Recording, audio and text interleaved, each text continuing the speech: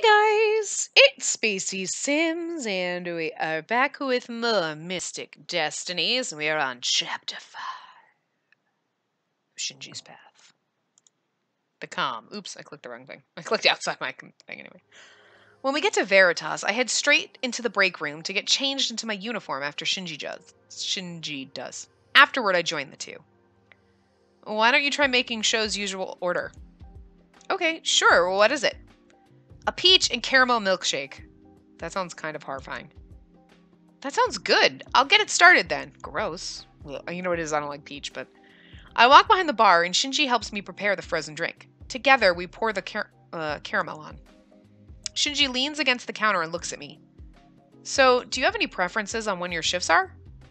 Well, if you'd be alright, I'd like to just keep the same ones as you. There's a lot I don't know yet, so I feel more comfortable if I could learn from you. I don't know if it's possible, but I'll try. I take the drink to Show, and then... I take the drink to Show then, and after a little sip, he gives a thumbs up. You did a great job, Inara. Thanks. That's nice of you, but it's not like I did much. Well, I wouldn't know how to do it, and I'm still grateful. I give Show a smile and head back to the counter. But I don't see Shinji anywhere. I start to look around the coffee house and even check the break room, but I don't see him. Maybe he went to go take the trash out. I go to the back door and start to open the door, but then I hear voices. Shinji's voice and someone else's. I freeze with the door cracked open. Back again? You know I want from Big G. What's that? I got the money, man. Yeah, well, good for you. But it's up to him if he's going to even give it to you. Big G, Galen, I'm sure. You coming to bug him every other day isn't going to make him make up his mind any faster. The stranger laughs. It's a strangely nice laugh given the potentially sinister circumstances. You know I like to bug him. I don't give a shit if he can blow my head off or turn me into a frog or whatever. What I hear is me gradually moving backwards from the door unconsciously before I'm caught. I didn't know Shinji was like that. But what is this exactly? What was all that about? My mind begins to jump to all sorts of conclusions, none of them favorable. Eventually, I walk back to the bar and glance at Show's table, only to see him slumped over. Show? I run over to his table and touch his shoulder, and his head falls back, mouth half open with a bit of drool. I realize that he's only asleep and sigh in relief. I knew that would happen. I jump at Shinji's voice next to me and look at him. What? Does this happen often? Not quite. It's just that Show tends to fall asleep pretty early. Shinji bends down and hoists Show up over his shoulder. I'm gonna go lie him down on the couch in the break room so he can sleep there. Could you deal with any customers that show up? Sure, alright. Shinji leaves with Show and I move back behind the counter. But after the little fright Show gave me, nothing else really interesting happens this shift. And since I never managed to pluck up the courage to ask Shinji about what happened in the alley, I end up wondering about it all night. When I go home that night, I'm still feeling unsettled.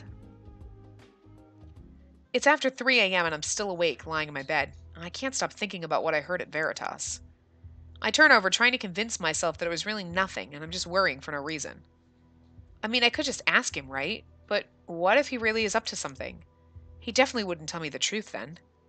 As the time passes, my thoughts seem to spiral out of control. I'm honestly starting to believe Shinji is some dangerous criminal. What if even Galen is involved? I mean, the pay for working there, it's good. Super good. In fact, when I think about it, there's no way an ordinary coffee shop could be making so much money. Even if it's in the upscale district. I've learned enough business from hanging around my dad's company to be sure of that. Could Veritas just be a front for money laundering? This could be dangerous. But even so, if they are, what should I do? I don't remember when it is that I fell asleep that night, but I do know it's with no answers. It's New Year's Eve today. A few days have passed since my visit to Avalon and since I saw Shinji doing shady business in the alley. We haven't seen each other since then. Not that that's unusual. We don't usually see each other every day. But we haven't even called each other or texted or anything, so I'm kind of uneasy. Also the fact that, like, you know, we jumped into 3 months into your relationship, so I guess that's just to show how difficult Shinji is, whereas everyone else is kind of like you, or they're normal guys, and like Tetsuya maybe isn't good at telling you he likes you because he's awkward, and Sho is just really shy, and then Shinji is just fucking impossible like a wall. That would be why when I played the demo, I picked Shinji, because I just obviously knew he was a goddamn fucking brick wall, because that seems to be my problem. Hey, I like you. Oh, you're a wall. Great. This just, you know what? Ugh, fuck my life. Anyway, if only because I don't know exactly what it is that I saw. I sigh. I still haven't decided what to do with that yet. I went out earlier today and got myself some snacks so that I'd be ready to greet the new year on my own. My father is still out of the country, and Kaio said Yuki invited her over to the Yukimura's home. I didn't want to intrude, so I made up something about having some party to go to. My sister was suspicious, but she left me off the hook pretty easily. So I figured that her and Yuki were hoping to sneak in some time alone. I'm trying to find some old DVDs to rewatch when I get a phone call. I look at the screen and see that it's Emmy. I answer right away. Hey, Happy New Year's! Happy New Year's, what's up? I was calling to see if you wanted to come to a New Year's celebration. Oh, I'm a little reluctant about it, but eventually Emily needles me enough that I have to admit my plans weren't much at all. Great, so then you can come! Yeah, I guess so. Somehow Emmy even convinces me to come early and help with preparations, saying that I can meet her brother. After the call, I sigh. I'm a little disappointed that I'm not going to get to wrap myself in a burrito and watch old movies all night. But still, this could be nice. By the time I get ready to go, I'm starting to feel excited about going out with spending time with Emmy. I'm excited about going out and spending time with Emmy, I think it's supposed to say. I meet up with Emmy and Chawa to go shopping for party supplies. We're casually chatting as we stroll along when Emmy says something that shocks me. Yeah, you should have seen my brother and Shinji. Too bad you couldn't have come to Shinji's birthday party yourself. Wait, what? Birthday? He had a party? When was it? Oh, you didn't know? It was like a week or two ago. He never mentioned anything about it. Once again, I feel left out and immediately dampers my mood. Alright, maybe I just didn't think to ask. Shinji isn't the type to randomly mention it either. Well, why would you be like, hey, so is it your birthday? Are you having a party anytime soon? Hey, so what about your birthday? Party anytime soon? Like, you know what I'm saying? You don't usually know it's someone's birthday and they're like, hey, so having a birthday party if you want to come. And then you're like, oh, okay. Who the fuck constantly asks when your birthday is? Just in case you're an asshole and don't tell them. Well, he's going to be at this party at least. He is? What are you thinking? I'm thinking I'm going to get him something. I like to catch him off guard at least once in my life, and it would be nice to get him something since he has been helping me a lot. Since he has been helping me a lot. I would have been like, I'm thinking I'm going to go fucking home and feel sorry for myself. And this is why we're lonely. Anyway, would you help me pick out a late birthday present for him? Yeah, you know what? I get him a punch in the nuts. The fuck? You don't tell me it's your birthday, you asshole. Obviously, I mean, this is just how Shinji is, but still. I feel for this poor girl. She's like, I'm not going to let it deter me. Oh, honey, you should. I mean, actually, you shouldn't, because we know we're going to hook up with him, but whatever. Well, we think, anyway. You really like Shinji, huh? Well, alright, sure. We end up spending most of the afternoon looking around shops and picking up party supplies. Even though I usually hate shopping, I actually enjoy it this time because it's way more fun with Emmy. We get to know each other a little more just chatting about daily life, and I realize I feel good about this whole thing already. I think this party will be a lot of fun. Eventually wandered into the upscale part of Chawa, having not found anything for Shinji in the lower shops. Emmy suggested going into Lupe Exotics because Shinji apparently loves books. It was then I realized I never actually asked Shinji about himself. Well, I'll just have to fix that then. We ended up getting a book about unsolved magical mysteries that actually sounded interesting to me too. As we walk along the sidewalk, I pull the book out of its bag and examine it. I didn't know you were into that sort of stuff too, Inara. Well, I never used to be, but it really sounds interesting. Yeah, Shinji must be rubbing off on you more than you realized. We're still talking when I see someone familiar up ahead carrying bags filled with something. As we approach him, I hold a finger up. Don't you even open your mouth! Huh? Oh. You idiot! Emmy smacks Iso hard, and I stare at the two in surprise. It's her brother, I bet. What are you doing, Emmy? There's no way she can know about what Iso did, right? Unless she can read minds. This is my brother, unfortunately. I knew it when she said, you can meet my brother! I'm like, it's that dude from the club. I didn't remember his name, but... Seems like you've already met, though. At least now that you're aware of his power, you can't fall for it again. Unless you want to. Your brother? Oh, I ain't gonna use it on her again. Don't make me sound like some creep. You are a creep. Emmy and Isao began bickering back and forth with such vigor that I ended up laughing at them. You guys are pretty funny. Oh, sorry. I don't have time for this.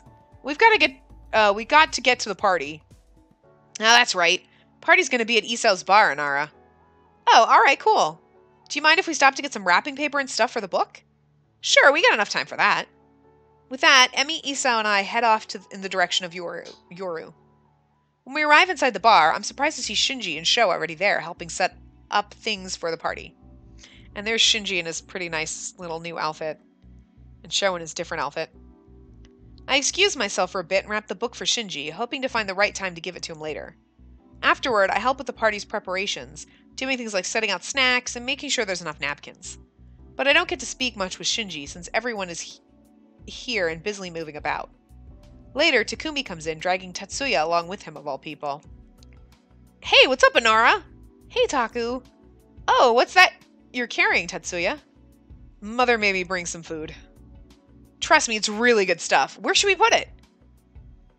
I direct the boys to a counter and go back to setting up. The party gets underway a few minutes after that when Isao turns on some music and we finish the preparations. Isao and Shinji start handing out drinks, and within a half hour, mostly everyone seems to have loosened up and is a little tipsy. At some point, Takumi and Shinji disappear, saying only that they're going out for a smoke. We'll be up on the roof if you need us, okay? Well, alright. I try not to frown and judge, but I can't help it. The Taku I knew wasn't that kind of person. And Shinji, well, I guess after what I heard, I'm not surprised that he's into that sort of stuff. Oh, please. They're doing guy things. That sounds worse. They're having a conversation, probably not smoking. We're gonna go smoke on the roof. They're having a private AB conversation. See your way out of it, girl. That's why. Something clicks in my mind, and I think back to that time on the roof when Shinji tossed something to Takumi. Could that have been it? I wonder why he had to have Shinji get him cigarettes, though. The party goes on, and eventually Shinji comes and finds me to my surprise. Hey, Inara, enjoying yourself? Well, yeah, actually, I thought I didn't, though I didn't think I would. Woo! We're interrupted by a drunk and half-naked Takumi passing by right between us.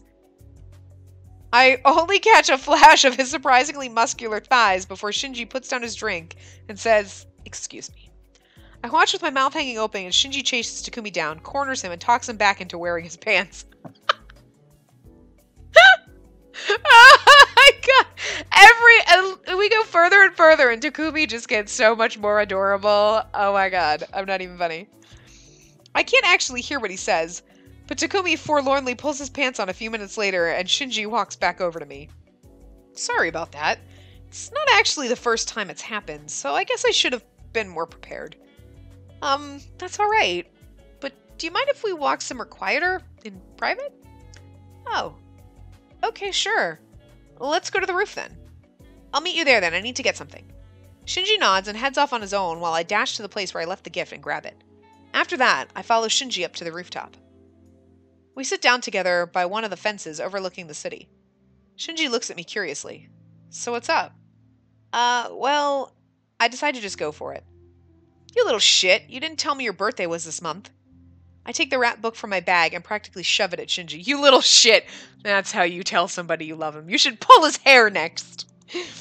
I note Shinji's surprise as he takes the book and carefully unwraps the paper. He looks even more surprised when he sees the book's cover. He gently touches the cover and glances at me. Where did you find this? I've been planning on researching this topic, actually. I'd heard this book was one of the best on the subject.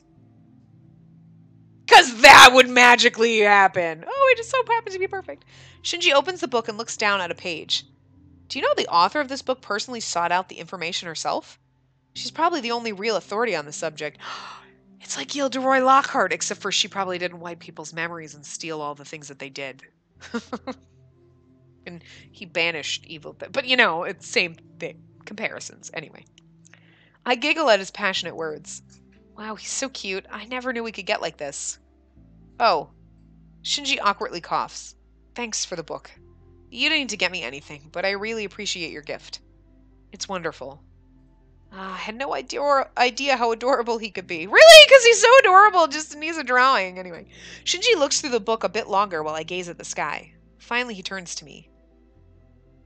Do you want to stay on the roof for a little bit longer? It's more peaceful here than down below. Sure. Hang on, I'll go bring us some food from below. Shinji gets up and quickly goes downstairs to the party while I wait for him, content.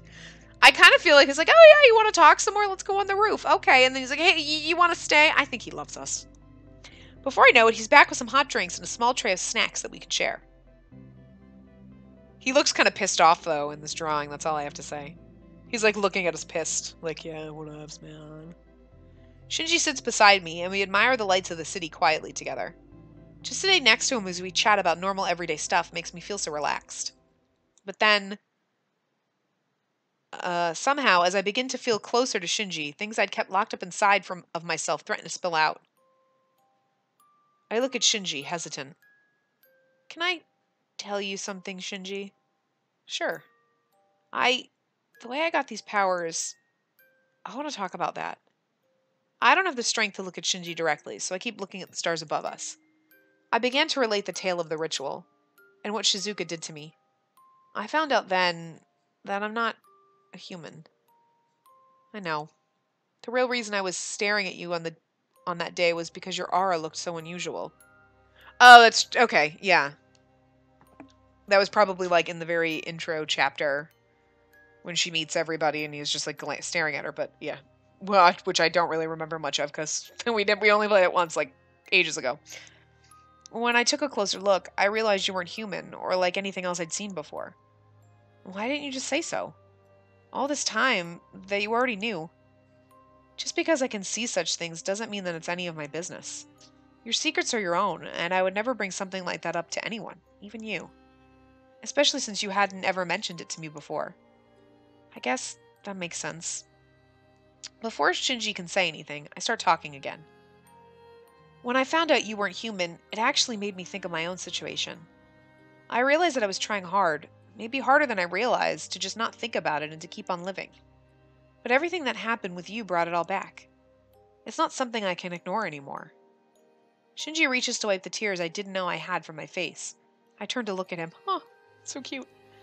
I don't really know how to comfort you. I don't know how to help ease your pain. When Shinji says that, I feel so lonely that something in me like a dam breaks, and I start sobbing. Shizuka told me that I'm a homunculus, and I'm afraid.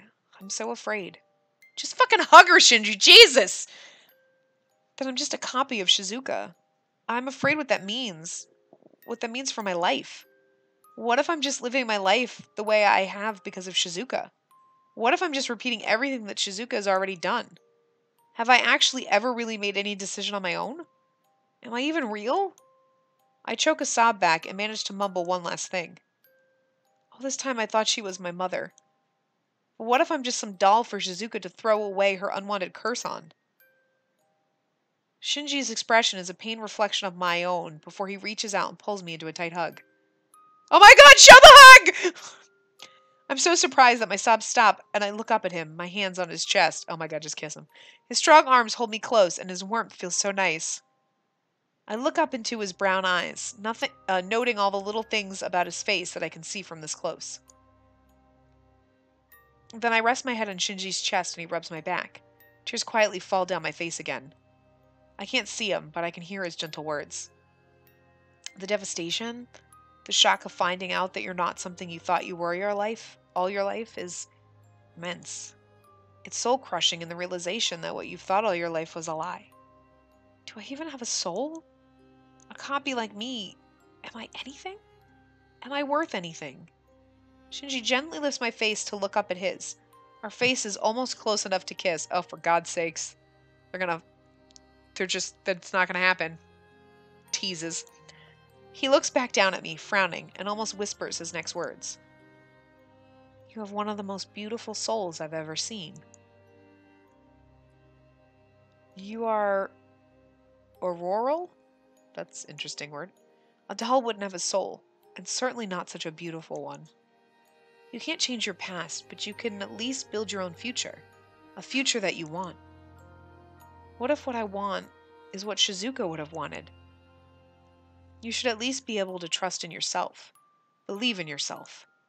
And if you happen to want something or like something that Shizuka would have, then so be it. You said it yourself.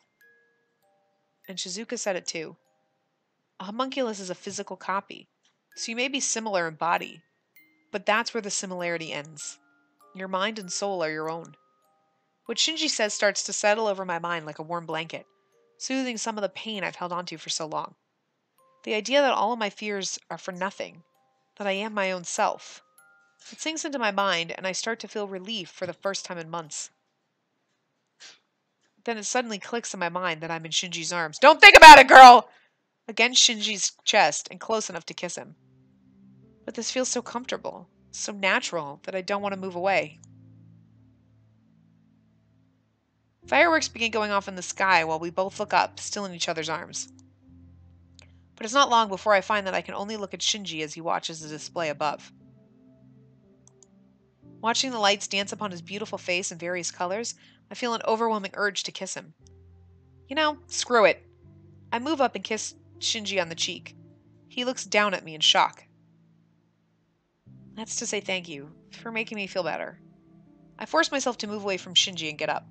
I'm too embarrassed to look directly at him, so I suggest that we go back down to the party. When we come back down, Isao immediately swaggers, or maybe staggers, up to us. Where have you two been then, all off by your lonesome? I stumbled over that as if I were drunk. Oh, you know, just off having wild sex as a virginal sacrifice to summon an ancient evil. I glance at Shinji, who seems amused. He's like, heh, wish. Is that so? Well, I know that's a lie, because that ship has sailed for Shinji. It sailed for me too, so I can't say much there. Ooh! We're learning things! True enough, but it doesn't actually preclude the wild sex part.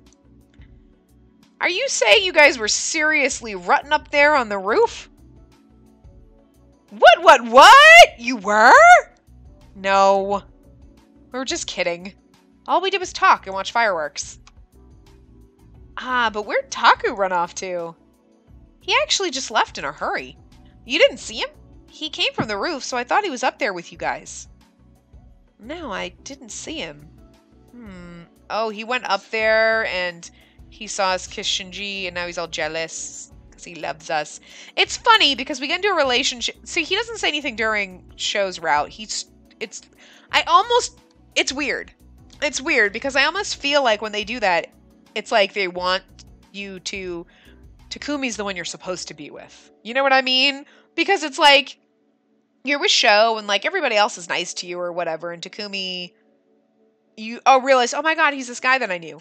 And then when you're in a relationship with Tatsuya, he kind of admits that he likes you, and now you're in a relationship where you're trying to get in a relationship with Shinji, and he's still in love with you, and it's like, but none of the other guys, it's not like Tatsuya has feelings for you or Sho does. They just treat you like, oh hey, we're pals, and you're a really cool person, and we like you, and we're friends with you, and we care about you. But not like, I'm in love with you. But Takumi's always in love with you in every single path, pretty much. So it's just really... You know what I mean? Like, poor Takumi. I feel really fucking bad for him. What's he gonna do when we get to his path? He's gonna be so happy, and then we're gonna be like, peace out, I'm gonna go do my teacher. I'm just saying. I'm a little worried about Taku, but Shinji brings me another drink, and the party soon takes my mind off of everything. Even without Taku, we end up having so much fun, I don't realize how tired I am until around 4 a.m. When I try to go home, though, I get several offers to be walked home. But I turn everyone down, on account of how late it is. Are you sure you're okay with walking home alone this late? Yes, I'm sure. You should walk home with Shinji. Shinji nods at me. I trust your ability to defend yourself. But if you need help, you can call me and I'll come running. I smile as always at Shinji's kindness, and say my goodbyes for the night. For real this time. With new fun-filled memories, I leave the Fox's Tail bar. And that is it. Okay, so I am going to wrap this part up here. I will see you guys next time. Remember to give the video a big thumbs up and subscribe to see more.